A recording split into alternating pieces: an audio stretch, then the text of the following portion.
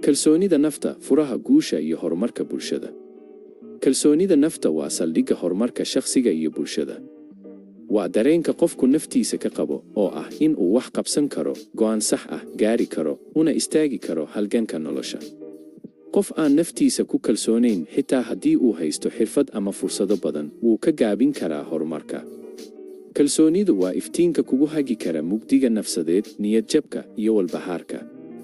Waa maxay kalsoonida naftu? Kalsoonida nafta waa marka qofku aaminsan yahay kartidiisa, fikirkiisa, iyo in uu ku filan yahay meel kasta oo uu joogo. Ma aha in qofku yahay mid quman ama khalad la'aan ah, balse waa in uu aqoonsado awooddiisa, isla markaana aqbalo meelaha uu daciifka ka yahay. Qof naftiisa ku kalsoon wuxuu leeyahay go'aan adag. Wuxuu qaataa mas'uuliyadda ficilkiisa. Wuxuu aqbalaa guuldarrada isagoo ka baranaya. Wuxuu dhiiradaa in uu isku dayo wax cusub. Qof aan naftiisa ku kalsoonayn xitaa haddii uu haysto xirfad ama fursado badan, wuu ka gaabin karaa horumarka. Sidee buu qofku ku helaa kalsooni nafeed? Kalsoonida ma aha wax ku dhasha, waa wax la baranayo, la kobcin karo, la tababaran karo. Hal nafta aqoon u yeelo. Qof kasta waa in uu barto naftiisa, waa maxay waxa uu jecel yahay, maxaase ka dhaliya farxad. Marka aad isfahamto, waxaad heli doontaa xasilooni maskaxeed oo kor u qaada kalsoonidaada. 2. Ka fogow isbarbardhigga dadka kale. Dadku ma aha isku meel, mana aha in qofku isku eego kan kale. Marka aad naftaada si gaar ah u qiimayso, waxaad bilaabaysaa inaad naftaada qiimo siiso adiga oo aan isku ekayn cid kale. 3. Ka shaqee horumarkaaga. Kalsoonida waxay si dabiici ah u timaadaa marka aad wax barato, xirfad yeelato, ama guulo yaryar gaarto. Marka aad is aragto adiga oo horumaraya, waxaad kalsooni ka helaysaa naftaada. 4. Ka faa'iidayso guuldarrada. Guuldarradu waa qayb ka mid ah nolosha, waana tijaabo wax ku dhisaysa. Kalsoonida saxda ah ma aha in aad guulaysato mar kasta, waa in aad taagnaato xitaa markaad dhacdo. Kalsoonida nafta iyo bulshada. Qof kalsooni leh maaha oo keliya mid naftiisa kor u qaada, wuxuu sidoo kale iftiin u yahay kuwa kale. Bulsho ka kooban dad naftooda ku kalsoon waxay noqotaa bulsho firfircoon, hal abuur leh, kana gudbi karta caqabadaha.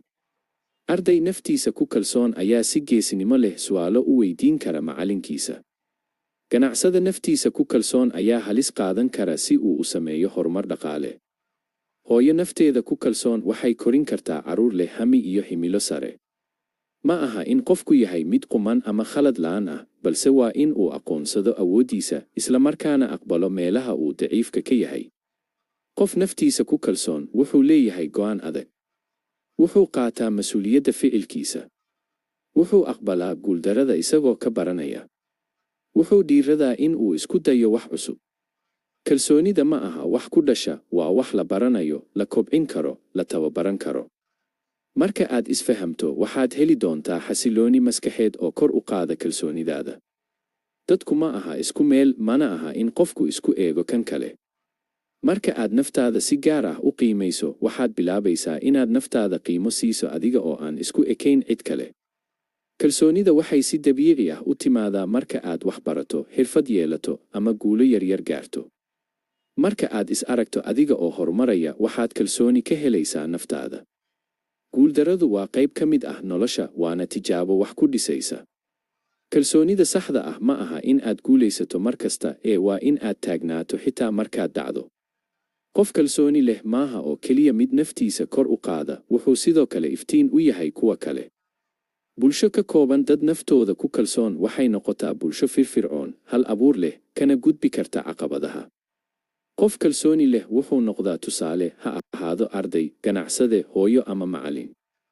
Jiilka cusub waa in lagu barbaariyaa kalsooni, adkaysi, iyo faham in qadarinta nafta ay ka muhiimsan tahay raaligelinta dadka kale. Kalsoonida nafta waa sida lafdhabar, iyadoo aan la arki karin, haddana waa midda haysta qofka. Kalsoonidu waa geed yar oo u baahan in la waraabiyo, la ilaaliyo, lana barbaarsho.